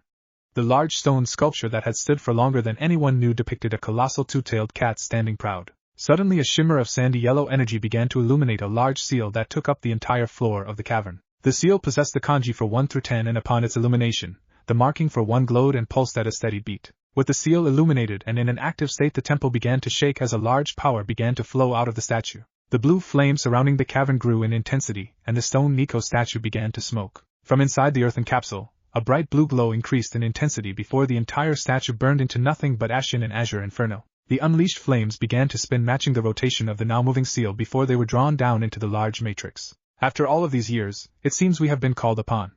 The kitten seal has finally been released, and we shall all return to this world once more. The spinning seal absorbed all of the cobalt fire before releasing a brilliant blue beam through the earth high into the sky, echoing with the sound of a cat's yowl. Up on the surface, without warning, the large crater of flames grew in intensity, as scorching hot blue fire burst out of the pit. The small research and observation team that was stationed nearby screamed and ran as quickly as they could away from the crater as the inferno burned at their flesh. Emergency signals were sent out even as those who were able to run away as fast as they could suffered third-degree burns. Australia Coral Coast. Deep beneath the ocean waters off the coast of Australia, a great bed of corals sat as fish and sea creatures swam by hurriedly, as if afraid of something unseen. A faint shimmer of sandy gold and brilliant blue energy trickled down from the surface of the ocean, like a drop of food coloring sinking to the deep depths before disappearing into the coral below. Managing to filter through the surface of the ocean floor, the occasional water droplet dripped down into the large chamber that sat hidden beneath the bedrock. Coral and small ponds littered the underwater cave as a light gray glow given off by some of the bioluminescent coral and seaweed dimly illuminated the chamber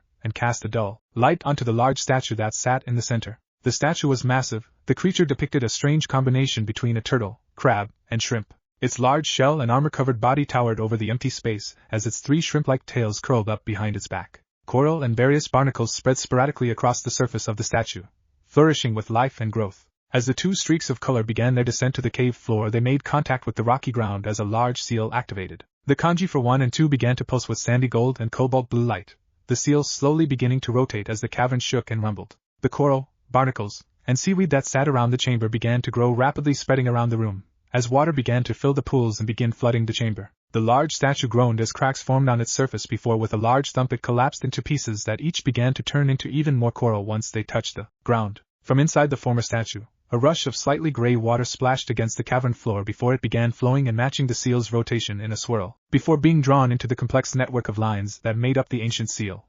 That's odd. Did something go wrong with the seal? It feels like I have slept for much longer than anticipated.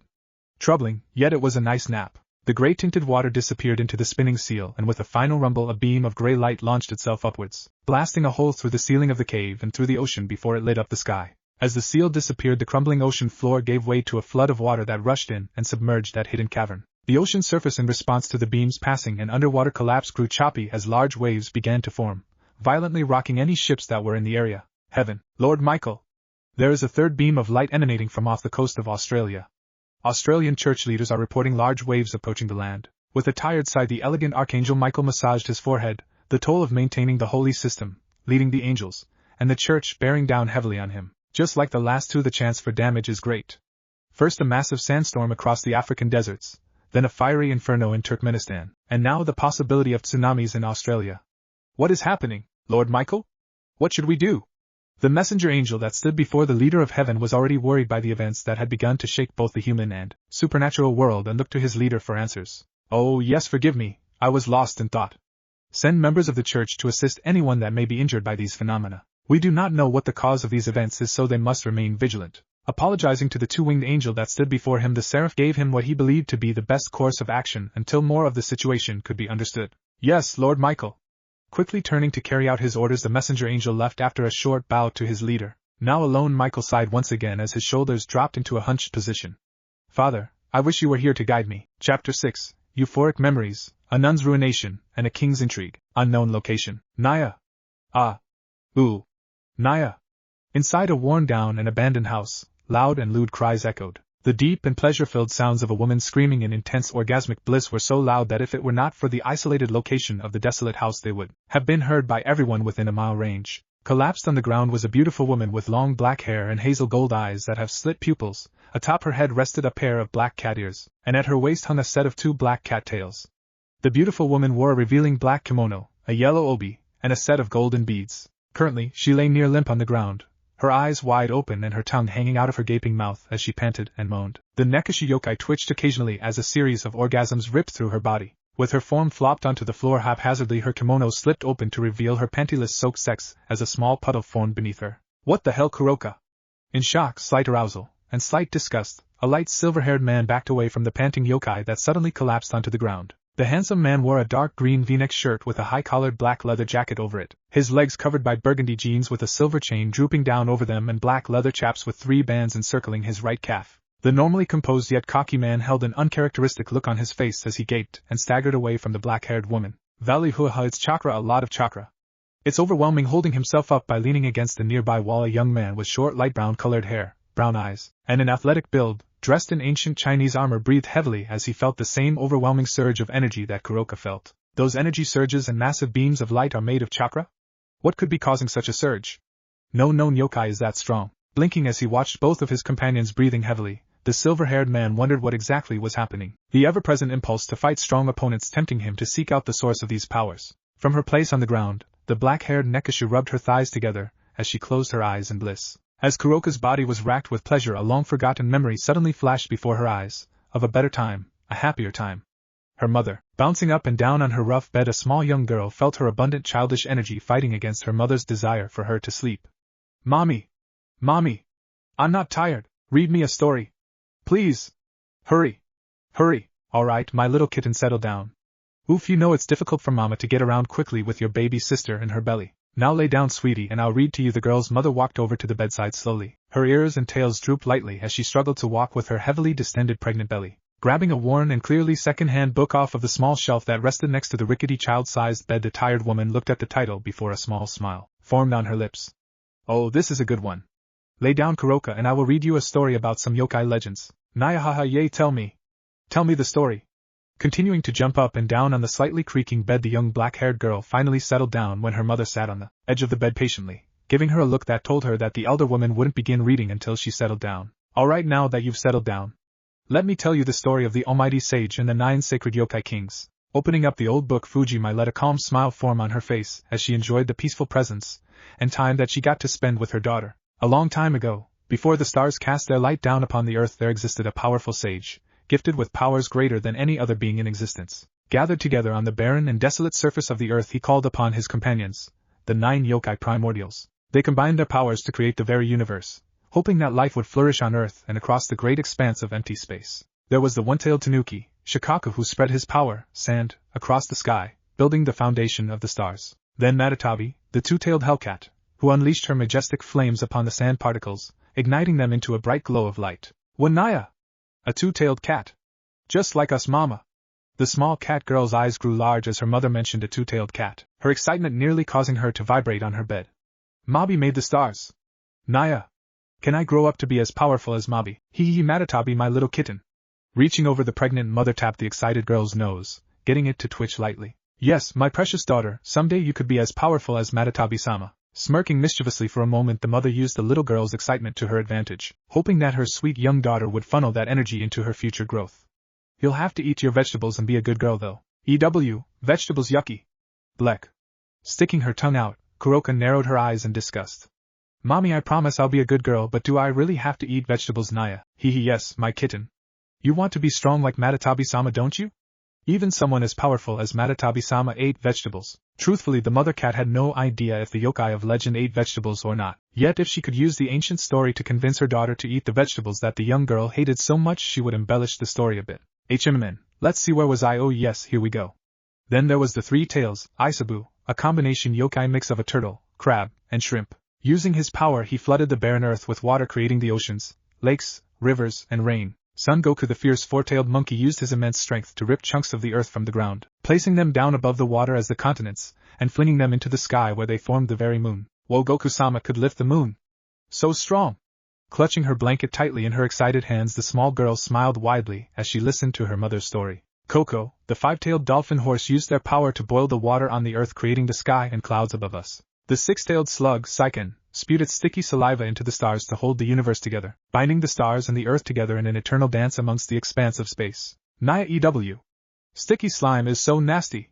The small girl made a face of disgust, the small girl having an aversion to dirt, slime, and all things she deemed gross. It may be gross to you, Kuroka-chan, but it would be bad if the stars flew around in space crashing into each other or flying far away, wouldn't it, sweetie? Saiken-sama used their power to protect all of us and give us a beautiful world. The small girl's young age had, for the moment, protected her from realizing the harsh realities of the world, and Fujimai would try to shield her daughter from the world's cruel reality and ensure that her daughter would grow to be accepting and kind, unlike so many other beings. The world was a dark place for those that were different, such as Saiken-sama, or even the yokai as a whole. Kuroka's childhood certainly wouldn't be considered a life of luxury due to the family's strained finances, and the girl's father, yet she had been protected from the worst side of both the supernatural and human worlds. The pregnant mother knew firsthand the prejudice, racism, and hate that was abundant across all species. Kuroka was very fond of her yokai features, yet those very same body parts could and would be seen as monstrous or freakish by others. Fujimai could only hope that her sweet kitten and the baby she now carried would grow up to be free from the judgment of others and judgment towards others. Chome, the 7-tailed rhinoceros beetle, used its wings to create a surge of wind, rotating the earth and the stars in their place, and creating the cool and gentle breeze that flutters through the air and moves the clouds. Chome also spread its scaly powder to the stars, giving them their sparkling and luminescent shine. Gyuki, the 8-tailed Ushioni, spread his ink across space, dimming the stars and the expanse of space so it wasn't blinding, and created the night. Using his power, the prideful and prodigious 9-tailed fox, Karama, snatched the closest star between his palms and placed it in what he deemed the best location. Showcasing his mighty power, he forced the small star to grow till it dwarfed the earth. The now magnificent star provided warmth and light to the earth as its sun, a shining beacon of hope and potential. Stroking the little girl's ears, Fujimai continued to read in a calming voice. Finally, the great sage looked upon the universe. Pleased by what he saw, he used his powers of life and creation itself to fill in the gaps. His almighty power spread across space, breathing life into the world and all around it, guided by his dream of a planet full of life of all kinds. Seeing his energy flow across both space and time, the sage smiled as he envisioned the future and all those that could experience the world that he and the 9 kings created. As time went on, the world that they created would flourish and life would grow to walk the face of the planet as they watch over all of their children with love. The end. Closing the book, the elder Catwoman set it aside before turning back towards her daughter, who still seemed too excited to sleep. The book author really should have realized that despite having dumbed down and taken some creative liberty with the legends to make it more suitable for children, it really shouldn't have been labeled as a bedtime story. But what happened to the sage and the 9 beasts, Mama? The young girl snuggled into her bed with a questioning look on her face. They are sleeping, sweetie. Even though they are all powerful, they need to sleep too, just like you. But the legends say that one day they will come back and usher in a new world and lead us yokai. Gently stroking her daughter's hair, the soon-to-be expecting mother smiled gently towards her inquisitive kitten. She remembered asking her own parents the same exact question when they read her the story of the sage and the 9 yokai kings. Fujimai had been a deep believer in the ancient story during her childhood, and it had helped her get through all the struggles of her life. She hated to admit that she was struggling to keep that faith now in her adult years, the pain, loss, and hard times that she faced over the years slowly chipping away at her hope. However, as a mother, she wished for Kuroka and the yet-to-be-born Chiron to hold on to their hope and live a good life. Really? When will they come back? I want to meet the sage and Matatabi Bachan Naya. Underneath the covers, the girl's tails could be seen swaying excitedly. I'm sure the almighty sage and Matatabi-sama would love to meet you and your baby sis Chiron, my little kitten. However, they will be upset with you if you don't get your rest. Giving Kuroka a few more gentle strokes on her ears, the older Nekasha looked at the girl gently, smiling as she saw the energy finally beginning to fade from the girl's eyes. Ah, Naya. I guess if even they need rest, I can go to sleep. The late hour of the night, as well as her excitement finally catching up to the young girl as she rubbed her eyes tiredly as she yawned. I am a little sleepy. Giving the young girl a kiss on the forehead, Fujimai slowly stood up from the bedside and walked towards the bedroom door, putting her hand on the light switch. Good night, my kitten, I love you. Never forget, my sweet, they are watching over you. As she flicked the lights off and closed the door, she whispered under her breath. It may be too late for me to believe that I have a chance of meeting them, but I hope you and your sister get the chance to. You deserve so much more than I can give you. Perhaps if no, when they return they can grant you the happiness and splendor you deserve, my sweet baby girl. Blinking as the memory flooded her mind, Kuroka felt a single tear run down her face, and a realization formed. Shakily trying to rise from her position on the floor, Kuroka slowly wobbled into a half-standing, half-leaning position, supporting herself on the wall. She moaned deeply as her kimono brushed against her extremely sensitive privates. A brief spurt of fluid trickling down her quivering legs as she reached yet another orgasm from the simple touch of her clothes' fine fabric. Seriously, Kuroka, get a hold of yourself, you are flooding the place. Grunting out his words, Valak crossed his arms as he backed away from the now quite large puddle that was soaking into the wood flooring. Despite how erotic and sexual the noises coming from the girl's mouth were, seeing the usually flirtatious yet strong woman spasming and near incoherent was disturbing and actually quite pathetic. The silver-haired teen knew that Kuroka was lazy, gluttonous, and acted quite slutty, yet the fact that some pulses of chakra, no matter how powerful, were able to reduce her to a blubbering mess destroyed the strong yet playful image he had of the Nekasha. Breathing heavily with her body still quivering and her face flushed, the Nekasha seemed to struggle to summon a magic circle, as it flickered and blinked. Kyoto Hua, I need to go to Kyoto. Wait, what? Kyoto? Why would you go there? Are you forgetting that you are banned from even entering the city? In your current condition you are going to get captured. Now is not the time for foolishness. Blinking, the Longinus wielder felt his frustration build. These strange energy pulses would no doubt throw the supernatural world into an uproar. He had no patience to deal with her strange impulsivities and nonsense right now. Naya, it almost sounds like you care, Val. Sweat built up on the black-haired girl's forehead as the pleasure and the focus she was attempting to pour into her magic made it difficult to think. The sage is coming. I have to go meet the sage. Yet another orgasm ripped through the beautiful woman's body, the pulse of pleasure giving her just the jolt she needed to form her teleportation circle. Letting herself be pulled into the magic transportation, the panting girl was so focused on her own immediate desires she ignored her companion's shouts as her body vanished from the small lodging that they had been inhabiting. Moving forward, the silver-haired teen reached out to stop her, only to see her vanish through the rough yet obviously functional magic circle. Kuroka, damn it, what is she thinking, and who the hell is the sage? Biko? Do you know what that idiot is talking about? I don't know. Well, I mean, there's an old yokai legend about some ancient sage and his 9 companions or something like that. I'm not sure. The stories always bored me to death when I was younger, and they were absurd too. Nothing more than propaganda to make the yokai faction seem stronger than they are and unite them. Typical government nationalism shit. She's always had strong senses, and if you ask me, has always been a bit crazy. Do you think she's finally gone off the deep end? What do you want to do, Vala? Struggling to compose himself as he reeled from the chakra pulses, the monkey yokai focused himself before looking at his leader. She may be annoying and a pain to deal with, but she is going to get herself captured or killed. It wants her for its plan. We better go and bring her back. Sighing, the silver-haired teen ran his hand through his hair, mentally bemoaning having to deal with Kuroka's antics. Useful she may be, but she would be much easier to deal with if she had a better and more professional attitude. No. Unseen by the 2 remaining men, A small and petite figure stood behind them on the other side of the room, far away from the puddle that the Nekoshi yokai left on the floor. Office-sama/Office. With a start, the two teens turned to face the short, dark black-haired, and gothic-themed figure that stood, previously unnoticed, in the room behind them. Let the horny cat do what she wants, things have changed. She is now unnecessary, too weak to have any use in my plans to remove Baka-Red from my home. It was subtle, but Office appeared different than their usual expressionless doll-like self. Their mouth was ever so slightly curved into a confused and frustrated frown, looking out of place compared to the short figure's usual visage. But Office-sama. A sharp look from the gothic loli's normally apathetic eyes silenced Biko's retort. No, forget about her. Lucifer boy, you will go back to the fallen angel pervert. The light show will have him worried and your absence will be suspicious. Monkey, you will go to Kyoto. Huh? I thought you didn't want us going after Kuroka.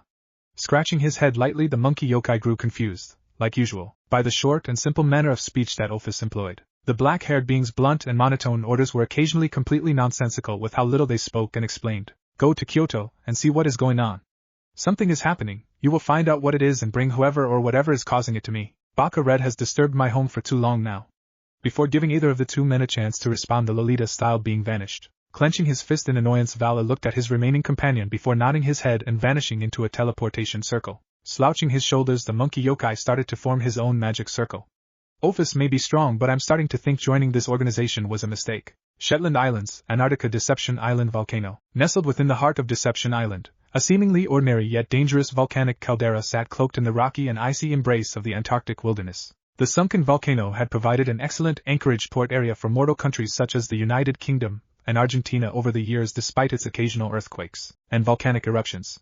Fishing boats and research teams went about their day-to-day business, casting their nets and setting up their scientific instruments. The volcano had sat dormant for many years and was not expected to become active again for decades. With a deep rumble and the blaring of sensory alarms, the peace of the island was broken as each and every person on the horseshoe-shaped island froze, their breath held tightly, hoping that what they could imagine happening wasn't coming true. As if time itself stood still, the island was covered with a silence only broken by the ring of sirens before doom was unleashed. With a concussive blast, the water that had filled the submerged basin of the island's volcanic mouth launched into the air. Steam, smoke, ash, rocky earth, and volcanic lava quickly followed as the Deception volcano burst. The explosive release ripped boats into shrapnel, vaporized the flammable materials within its reach, and sent a burning shockwave out from its core. As the pressurized wave of scalding water, steam, and volcanic materials launched through the air, it quickly overtook the now terrified and fleeing humans. Unmercifully, the devastation cut through the landscape, and only those on boats far off the coast of the island survived its destructive power. Bursts of lava, flame,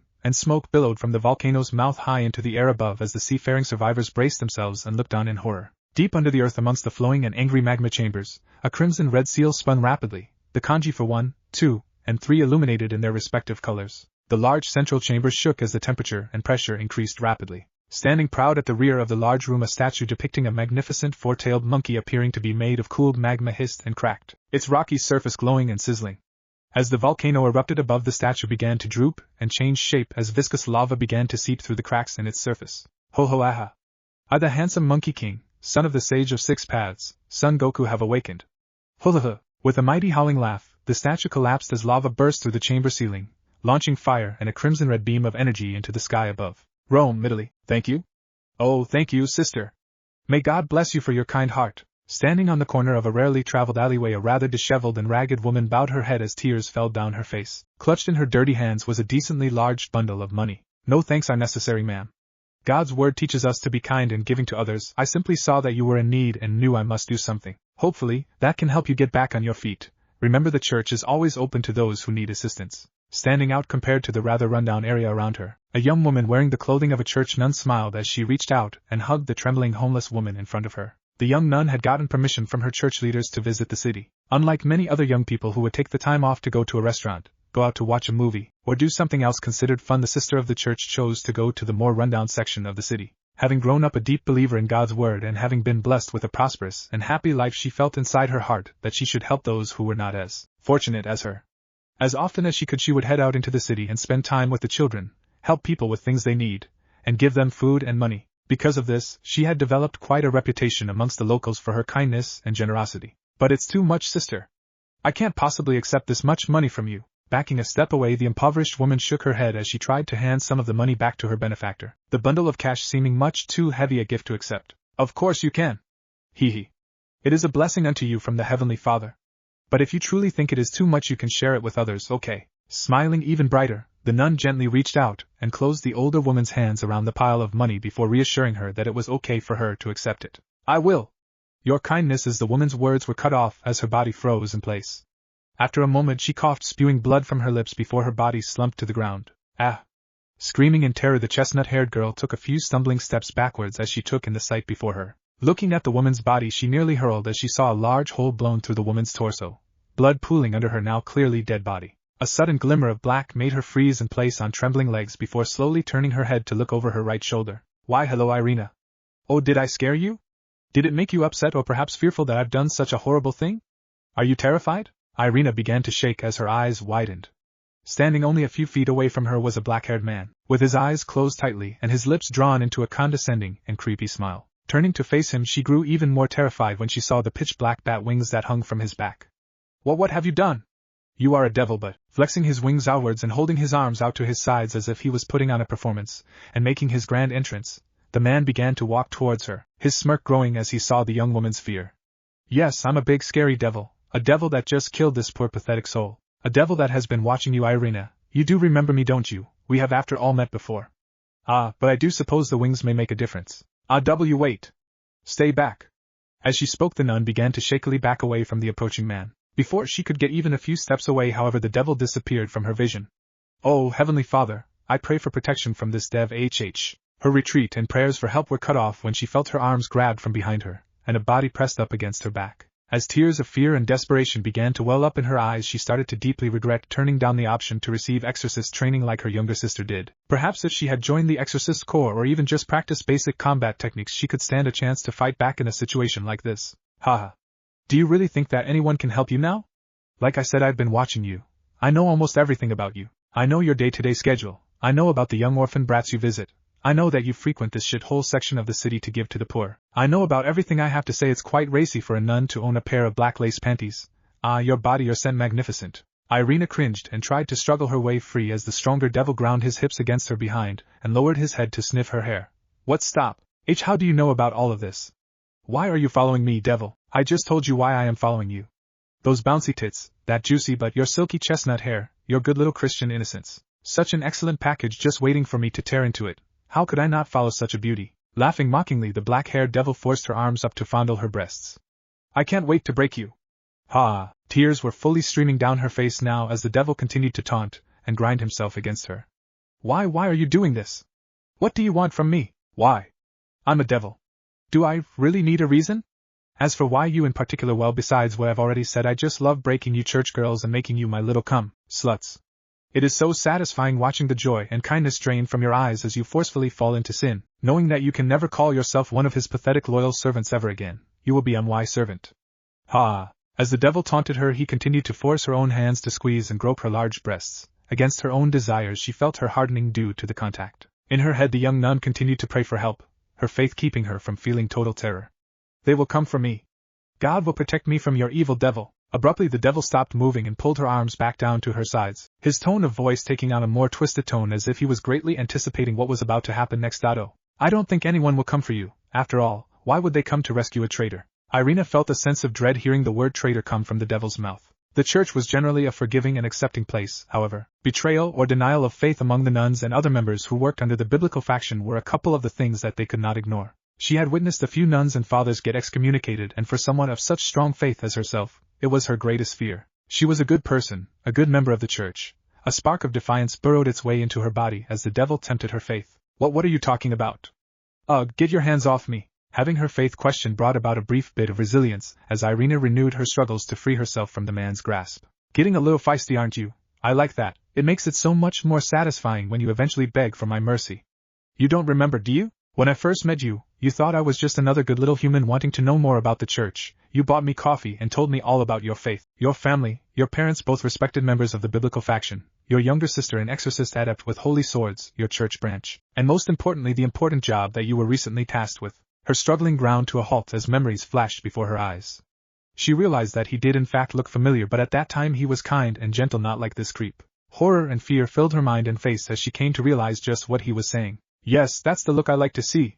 Now you realize it, don't you? You spilled all the little secrets, such as how your little church branch was receiving a special holy item and how you were put in charge of coordinating the transfer. Ha ha ha, you humans are so easy to fool, and you told me all I needed to know. I'm sure any moment now your superiors will realize that their precious artifact, the Light Arbiter Blade, is not where it is supposed to be and that you are the most likely culprit in its disappearance. They might put a target on your head, but they certainly won't try and rescue you. No, you are a traitor, a heretic, you are mine now. The devil tilted his head down so he was speaking right next to her ear before he moved further down and licked the side of her neck in a slow and long stroke. No, that can't be true. Churches are blessed with holy light from God himself. You wouldn't have been able to make it past church security. I won't listen to your lies, devil. Irena held on desperately to her hope, believing surely that the devil was lying in order to manipulate her. That is true in a sense, they are a weakness for devils, but I never said that I was the one who took the sword. You are somewhat right.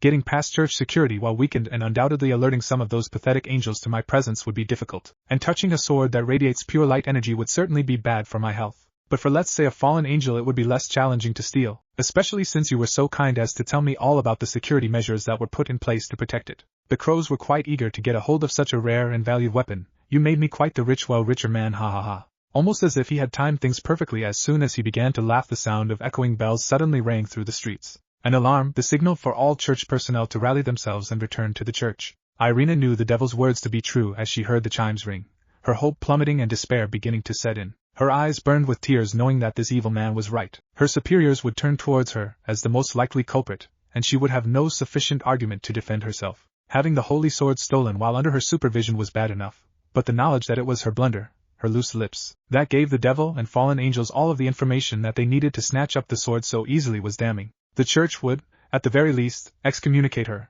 and her family. What would they think about her? Her mind spiraled with doubts and worries. The sound of the devil's laughter, and the bells dimming. Oh, Heavenly Father, did I do something wrong? Did I fail you so deeply somehow that I am to be punished and cut off from you in such a way? Please, Lord, forgive me. Show me what I should do to repent. Answer me, please. Silence. All the nun heard was silence. As her world shattered around her, she prayed for guidance, and she was given no response. The stress, the fear, her deflated hope, and the absolutely devastating silence she received from her Lord triggered something inside of her, an idea, a desperate gamble that she felt she needed to undertake. She could not die here or be captured by this twisted devil. She needed to get away, she needed to redeem herself. As the thoughts and panic circulated through her head, she glossed over the how, only thinking about what she needed to do to overcome this trial. Call it impulsive or perhaps even crazy, but Irena fully committed herself in that moment to the idea of redemption, believing that she must find and return the holy sword, that this was a test given to her by God. Deep in her own thoughts, Irena stood still despite the devil's continued brushes against her backside.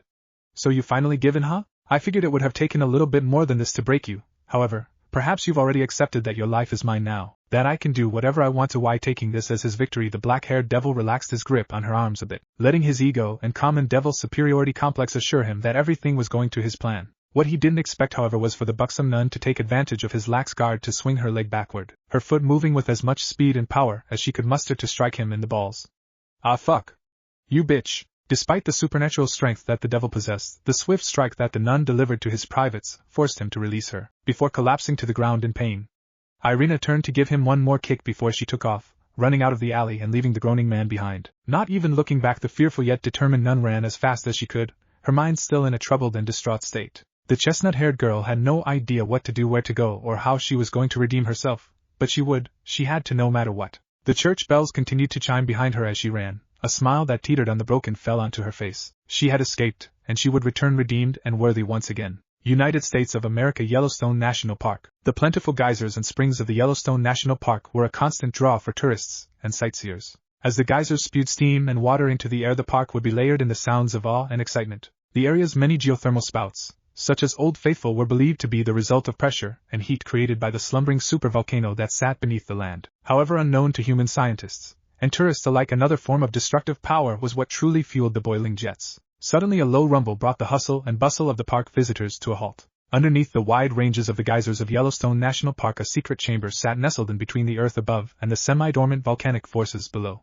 The environment of the cave was scorching hot and filled with copious amounts of steam, the underground water sources and heat of the magma below creating a thick layer of boiled vapor that coalesced in the chamber like a dense fog. Subterranean geysers flared, spewing their superheated gases at such velocity and power that it would make the park's famed water spouts seem tiny in comparison. Spinning along the damp floor of the cave, a glowing seal illuminated the space in a hazy glow, as the kanji 1 through 4 flashed in their respective colors. As it rotated, the seal seemed to cause the chamber temperature to rise as steam built up and the pressure increased, causing the earthen walls to creak and groan as the growing miasma of vaporized water filled the cave. A statue that sat at the back of the chamber, depicting a large creature that appeared to be a combination of a horse and a dolphin, began to hiss and crackle as any liquid that remained around it quickly reached its boiling point. Despite appearing to be made out of some form of stone, the white-tinted surface of the statue began to vibrate and bubble, as if it too was boiling away, parts of the statue disintegrating and forming a murky steam to add to the already significant cloud that filled the chamber. So it is time then.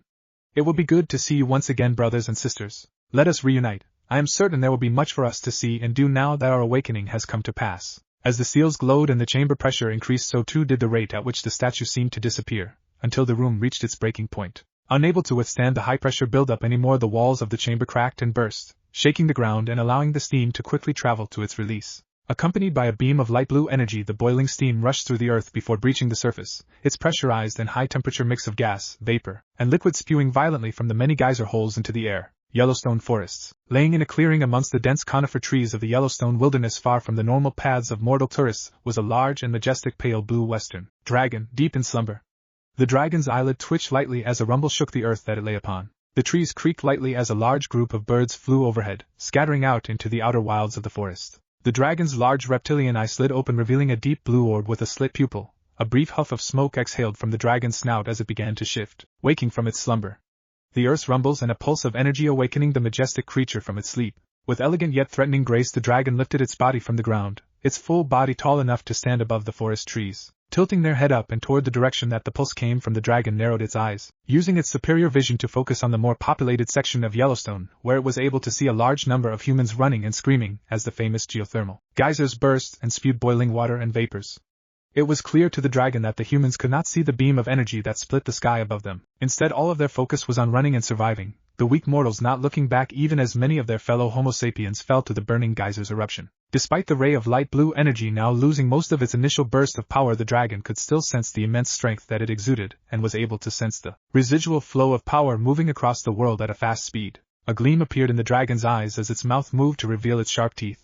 A deep yet feminine voice rumbled from the dragon's throat as she stretched her wings. How interesting. It's about time something exciting happened. I was growing quite bored. Let's see what you are and where you are going. Perhaps you will offer me a challenge. What say you? Trees broke and crashed to the ground as the massive dragon flapped her mighty wings, releasing a deafening roar into the sky as she flew off into the air, following the trail of energy that she could sense moving rapidly toward the human nation of Japan. What if Godlike Naruto Sage High School DxD? And thanks for watching my video till the end. If you enjoyed this content, then do consider subscribing to my channel, and leave a like if you guys need the next part. Comment down, and thanks for watching the video, and see you guys in the next video.